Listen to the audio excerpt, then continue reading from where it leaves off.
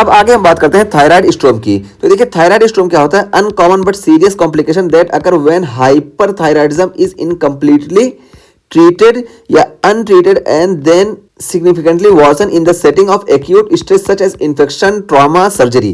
तो देखिए अब हम यहाँ पे बताएं ये थायराइड स्ट्रोम में क्या होता है कि हाइपरथायराइडिज्म होता है, ठीक है। हाइपरथायराइडिज्म पेशेंट में पहले से है, या तो इसको हम ट्रीट किए, अच्छे से ट्रीट नहीं कर पाए, या इसको हम इग्नोर किए, ठीक है। तो इग्नोर किए हाइपरथायराइडिज्म की कंडीशंस है।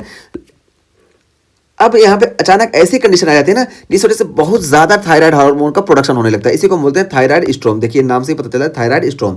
तो यही यहाँ बताया गया कि अनकॉमन होता है लेकिन ये सीरियस कॉम्प्लिकेशन होता है, क्योंकि यहाँ पे हाइपरथायराइडिज्म बहुत ज्यादा देखने को मिलता है अचानक। और ये कब होता है, occurs when hyperthyroidism is incompletely treated, या तो इनकम्प्लीटली हम इसको ट्रीट करें या ट्रीट ही ना करें, then significantly worsen in the setting of acute stress. तो अचानक स्ट्रेस जब बढ़ेगा ना, जैसे इन्फेक्शन हुआ, ट्रॉमा हुआ या सर्जरी हुई, तो इन सारी कंडीशन में अचानक बहुत ज्यादा थायराइड हार्मोन की प्रोडक्शन हमको देखने को मिलेगा। अचानक फ्री T3 और T4 बहुत ज़्यादा देखने को मिलेंगे। तो इस वजह से हमको क्या क्या देखने को मिलेगा, तो देखिए बताया गया प्रेजेंट विद एजिटेशन देखने को मिलेगा, डिलेरियम देखने को मिलेगा, फीवर देखने को मिलेगा, डायरिया देखने को मिलेगा, कोमा एंड टेकी एरिथमिया भी देखने को मिलेगा। और ये टेकी एरिथमिया जो होता है ये कॉज ऑफ डेथ होता है। तो ये होता है थायराइड स्ट्रोम, ठीक है। तो थायराइड स्ट्रोम में हमको ये सारी चीज़ें देखने को मिलती है। और क्यों थायराइड स्ट्रोम देखने को मिला, हम बताया कि इसको हम या तो इनकम्प्लीटली ट्रीट करें या तो इसको ना ट्रीट करें, और अचानक जो है कोई एक्यूट स्ट्रेस आ जाए, इस वजह से हमको थायराइड स्ट्रोम देखने को मिलता है। और यहाँ पे देखिए बताया गया कि मे सी इंक्रीज एलएफटीज, तो यहाँ पे एलएफटीज जो होंगे ये इंक्रीज हो जाएंगे। और उसके बाद फिर देखिए यहाँ पे थायराइड स्ट्रोम के ट्रीटमेंट की बात की जा रही है कि हम कैसे ट्रीट करेंगे। तो 4 पीज हम यहाँ पे देंगे। सबसे पहले देखिए बीटा ब्लॉकर्स, तो बीटा ब्लॉकर्स में हम प्रोपेनालॉल देंगे, ठीक है। तो प्रोपेनालॉल 1 पी हो गया। और ये प्रोपेनालॉल क्या होता है, बीटा एड्रेनर्जिक ड्राइव को ये कम कर देता है, क्योंकि हमको हाइपरथायराइडिज्म में एड्रेनर्जिक ड्राइव जो होती है इंक्रीज देखने को मिलती है, तो इसी को ये कम कर देगा प्रोपेनालॉल।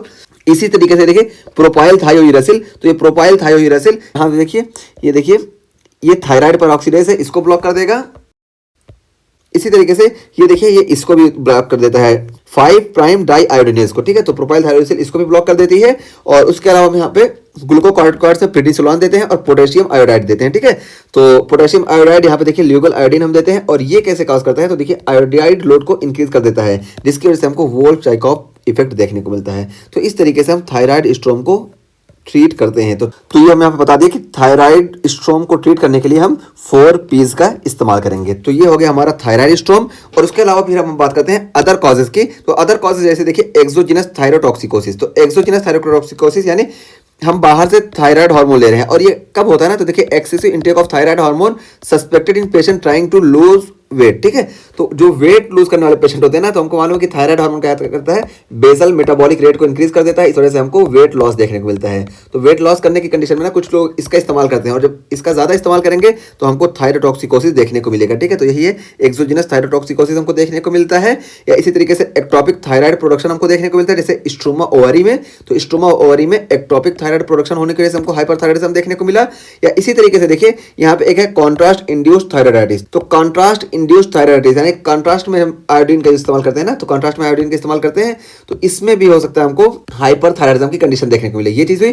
तो देखिए इसको हम बोलते हैं जॉर्ज-बेस्टो फिनोमिनन। तो यहाँ पे क्या होता है, जॉर्ज-बेस्टो फिनोमिनन में क्या होता है कि जब आयोडीन एक्सोजिनस आयोडीन इंक्रीज होता है, उसकी वजह से हमको हाइपरथायराइडिज्म देखने को मिलता है। इसी को बोलते हैं जॉर्ज-बेस्टो फिनोमिनन।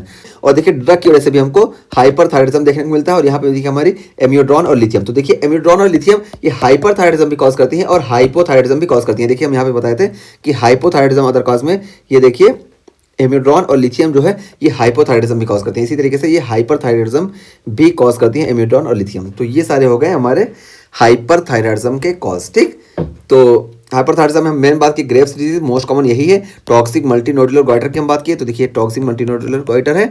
और थायराइड स्ट्रोम की बात किए, और अदर कॉज में हम यहाँ पे सबकी बात कर लिए। और यहाँ पे देखिए हमें दिखाए, ये देखिए ग्रेव्स डिजीज में देखिए ये जो हमको गॉइटर देखने को मिलता है ये डिफ्यूज गॉइटर देखने को मिलता है, ठीक है। तो ग्रेव्स डिजीज में हमको डिफ्यूज गॉइटर देखने को मिलता है।